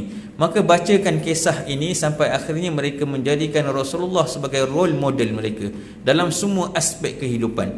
Dari sunnah pemakaiannya, dari sunnah percakapannya, dari sunnah hariannya, kita akan temui banyak kebaikan sebagaimana para sahabat yang telah mendapatkan kebaikan, mereka mengamalkan cara tersebut. Benda ini terbukti. Telah ribuan tahun orang mencontohi Rasulullah pada setiap zaman ada, dan mereka mendapatkan kebaikan yang banyak di dunia dan di akhirat. Sampai di akhirat orang-orang ini yang selalu mengamalkan sunnah Rasulullah, berselawat pada Nabi, dikumpulkan di haud ataupun perigi Nabi SAW, yang barang siapa minum air daripada perigi tersebut tidak akan haus selama-lamanya. Telaga Kautsar, Nabi SAW ini memiliki cawan sebanyak bintang di langit. Dia memiliki air yang memiliki warna dengan semua warna yang ada dalam dunia. Barang siapa minum satu teguk daripada air tersebut tidak akan dahaga selama-lamanya. Tapi orang yang tak kenal Rasulullah, macam mana Rasulullah nak jemput dia panggil? Dan Rasulullah ini adalah satu-satunya pemberi syafaat yang paling unggul di hari akhirat. Yang memiliki syafaat uzma adalah Rasulullah, pemberi syafaat yang unggul. Tapi orang lain pun ada syafaat juga, cuma pemimpin yang beri syafaatnya adalah Rasulullah. Kalau di dunia kita jadikan orang lain contohnya, maka daripada mana Rasulullah nak beri syafaat kepada kita? Rasulullah beritahu, anta ma'amman ahbabta, ataupun almar'u ma'amman ahabba, seseorang bersama yang dicintai. Kalau kita tak hidup dengan Rasulullah, kita hidupkan sunnah Rasulullah, sehingga cinta kita kepada Rasulullah, suka kita kepada Rasulullah, kita juga mendapat rahmat tersebut dengan ke akhirat dibangkitkan bersama dengan Rasulullah, kemudian masuk ke syurga bersama dengan Rasulullah. Orang-orang yang menjadikan orang lain kecintaan dan role model mereka, anak-anak kita, yang pakaian mereka pakaian artis, ada yang jersey bola sepak, ada yang itu, ada yang ini. Tengok dia punya Facebook mereka, mereka punya handset mereka pun, mereka punya, kalau buka on tengok handset, gambar pun gambar artis, nampak? Kemudian mereka dibangkitkan bersama dengan artis. Mana artis nak bawa mereka ke akhirat nanti? Dibiarkan mereka jadikan contoh artis dalam kehidupan mereka, akhirnya hanyut anak-anak kita di dunia dan di akhirat. Maka kenalkan mereka pada diri Rasulullah, sehingga setiap orang mengambil pada Rasulullah bahagian sunnah untuk dihidupkan, sampai akhirnya kebaikan ini tersebar, rahmat ini sampai kepada rumah kita dan anak-anak kita. Maka seterusnya setelah kenal, barulah dicuba amalkan sunnah. Ajarkan anak-anak dengan makan cara Rasulullah, pakai kopiah dengan tangan kanan, baca bismillah, masuk tandas kaki kiri, keluar kaki kanan, keluar rumah kaki kiri, masuk kaki kanan, jaga solat 5 waktu, pakai pakaian yang ditentu oleh syariat, pelajari ilmu agama. Maka bila mana setiap orang ada basic agama, ada dasar agama yang kukuh dalam diri, sejauh mana pun mereka hanyut dengan dunia ini, ada tali yang memegang mereka, iaitu tali sunnah Nabi SAW, untuk mereka menghadapi arus fitnah zaman akhir zaman yang terlalu dahsyat, arus yang terlalu deras, yang setiap orang kalau terlepas talinya hanyut. Anak-anak kalau terlepas tali hanyut. Maka bagaimana nak pegang dengan sunnah Rasulullah yang ditanamkan pada diri anak-anak? Maka tanamkan dalam diri mereka untuk mereka mengamalkan sunnah sampai mereka boleh hidupkan syariat Islam ni. Tak adalah kita dengar nanti kisah tentang anak-anak yang belum berkahwin tapi ada anak. Anak-anak yang akhirnya baru dengar kes hari ni berkahwin pula dengan orang bukan Islam, la ilaha illallah wal iazubillah. Semuanya kerana basic agama yang kurang. Maka tanamkan, bacakan mereka kisah Rasul sehingga mereka cinta kepada Rasulullah, dijadikan contoh sampai akhirnya kita juga berkumpul dengan anak-anak kita bersama dengan Rasulullah. Maka sebagai penutup kita berdoa pada Allah Subhanahu Wa Taala, moga daripada kisah yang Rasulullah yang kita bacakan secara ringkas, sebenarnya banyak tapi kalau baca tak habis. Kita berdoa pada Allah, ya Allah, dengan berkat kami berada di masjid, di rumahmu pada waktu yang baik ini dengan membaca kisah Nabi-Mu, maka Engkau jadilah keberkatan pahala yang kami lakukan pada hari ini sebagai satu wasilah untuk kami memperolehi syafaat Nabi-Mu pada hari akhirat. Ya Allah, dengan keberkatan kami membacakan kisah Nabi-Mu ini, Allah, Engkau berikanlah kami keberkatan sehingga sehat tubuh badan kami untuk kami sentiasa memenuhi rumah-rumah-Mu. Ya Allah, Engkau berikanlah kesihatan kepada ahli keluarga kami sehingga mereka juga boleh mempelajari agama untuk mendekati-Mu, sehingga mereka boleh mengenali-Mu. Ya Allah, ya Allah, dengan keberkatan Nabi-Mu ini juga, ya Allah, kami memohon kepada-Mu agar Engkau mengangkat bala dan wabak daripada tempat kami sehingga akhirnya kami dapat beribadah dengan tenang, dapat mengikuti majlis ilmu dengan tenang. Kau jagalah kami dan ahli keluarga kami daripada segala jenis wabak, daripada segala jenis jangkitan, daripada segala jenis bala. Kau jagalah tempat kami daripada perkara-perkara yang tidak baik, daripada bencana dan huru-hara. Ya Allah, pada saat ini hujan yang turun tak henti-henti, maka Kau jadikanlah hujan ini hujan yang rahmat untuk tempat kami, bukan hujan yang menenggelamkan kami dan menjadi bencana kepada kami. Ya Allah, dengan berkat kami membacakan kisah Nabi-Mu ini, jadilah Nabi-Mu kenal kepada kami sehingga akhirnya kami mendapat syafaatnya di hari akhirat dan kami dapat berkumpul dengannya di dalam syurga-Mu. Ya Allah, ya Allah, kami hidup jauh daripada zaman Nabi-Mu. Ya Allah, kami tak pernah melihat wajah Nabi-Mu sebagaimana para sahabat yang melihat wajah Nabi-Mu pada setiap hari. Ya Allah, sedikit rahmat dan kasih sayang-Mu yang kami mohon agar Engkau berikan kepada kami untuk kami melihat keindahan wajah-Mu. Ya Allah, pada dasarnya semua mata ini mampu melihat Rasulullah, tapi kerana dosa yang kami lakukan setiap hari, mata kami terhijab daripada melihat Nabi-Mu. Ya Allah, ampunilah dosa yang berada pada mata kami dan anggota kami pada diri kami sehingga dengan bersihnya kami daripada dosa, kami mampu untuk melihat wajah Nabi-Mu sekalipun di dalam mimpi kami. Kalau kami tidak mampu melihatnya secara nyata, hadirkanlah dalam mimpi kami untuk kami melihat wajah Nabi Muhammad sallallahu alaihi wasallam. Ya Allah, Nabi-Mu telah memberitahu barang siapa yang melihat wajahku di dunia ataupun di dalam mimpi, maka dia akan masuk syurga, akan berkumpul dengan Rasulullah, akan melihat wajah Rasulullah di akhirat. Ya Allah, rezekikanlah kami untuk kami melihat wajah Rasulullah walaupun di dalam mimpi-mimpi kami, sehingga lahirnya rasa cinta yang mendalam terhadap Rasulullah sehingga akhirnya kami mati dengan membawa kecintaan kepada Rasulullah dan berkumpul dengan Rasulullah sallallahu alaihi wasallam di akhirat. Ya Allah, campakkanlah rasa cinta ini di dalam hati kami, campakkanlah rasa cinta ini dalam diri ahli keluarga kami dan anak-anak kami. Ya Allah, berikanlah kekuatan kepada kami untuk kami mengamalkan sunnah Nabi-Mu di akhir zaman ini. Ya Allah, ya Allah, jangan Kau biarkan kami dan anak-anak kami hanyut dengan ikutan budaya orang-orang kafir, ya Allah, yang menjauhkan kami daripada-Mu. Ya Allah, yang tidak memberi manfaat kepada kami di akhirat kami. Ya Allah, yang tak memasukkan kami dalam syurga-Mu, bahkan mendekatkan kami dengan neraka-Mu. Ya Allah, peliharalah kami. Ya Allah, peliharalah anak-anak kami. Ya Allah, jadilah kami orang-orang yang berjalan di atas syariat-Mu. Peliharalah kami pada zaman yang huru-hara, pada zaman yang penuh dengan wabak, pada zaman yang penuh dengan fitnah, pada zaman yang penuh dengan perkara-perkara yang menjauhkan kami daripada-Mu. Ya Allah, bentengilah kami dengan kecintaan kepada-Mu dan Nabi-Mu sehingga kami menguatkan diri kami untuk beramal dengan syariat yang menyampaikan kami kepada-Mu di dunia yang akhirat. Ya Allah, tidak ada daya dan kekuatan pada diri kami melainkan dengan kasih sayang-Mu. Ya Allah, rahmatilah kami. Ya Allah, kasihanilah kami. Ya Allah, ampunilah kami. Ya Allah, kasihanilah umat ini. Ya Allah, kasihanilah seluruh orang yang jauh daripada Nabi-Mu ini. Ya Allah, berikanlah kasih sayang dan rahmat kepada mereka untuk mereka kembali kepada syariat Nabi-Mu sehingga masjid ini kembali dipenuhi untuk orang beribadah kepada-Mu, sehingga kuliah-kuliah agama didengari sehingga orang faham syariat agama-Mu, sehingga mereka beribadah dengan-Mu dengan jalan yang betul, sehingga mereka beribadah kepada-Mu mencapai kepada redha-Mu. Ya Allah, ampunilah kami. Ya Allah, kasihanilah kami. Ya Allah, sayangilah kami. Ya Allah, peliharalah iman kami sehingga akhir hayat kami, sehingga kami semua mati dengan mengucapkan kalimah la ilaha illallah Muhammadur Rasulullah sallallahu alaihi wasallam. Ya Allah, kurniakanlah kami untuk kami melihat wajah-Mu di syurga nanti. Ya Allah, amin ya rabbal alamin. Ya Allah, ini adalah usaha kami untuk kami mencapai kepada cinta-Mu dan Nabi-Mu. Ya Allah, perkenankanlah. Ya Allah, Maka dengan itu berakhirlah pada malam ini apa-apa salah, silap, kekurangan. Jadi saya mohon maaf, waktu pun terlebih panjang terlajak.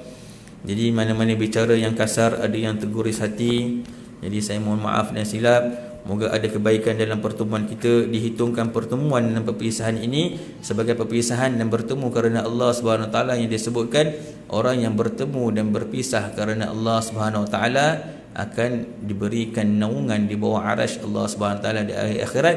Moga kita adalah orangnya, amin ya rabbal alamin. Sallallahu alaihi wasallam Muhammadin wa ala alihi wasahbihi wasallam.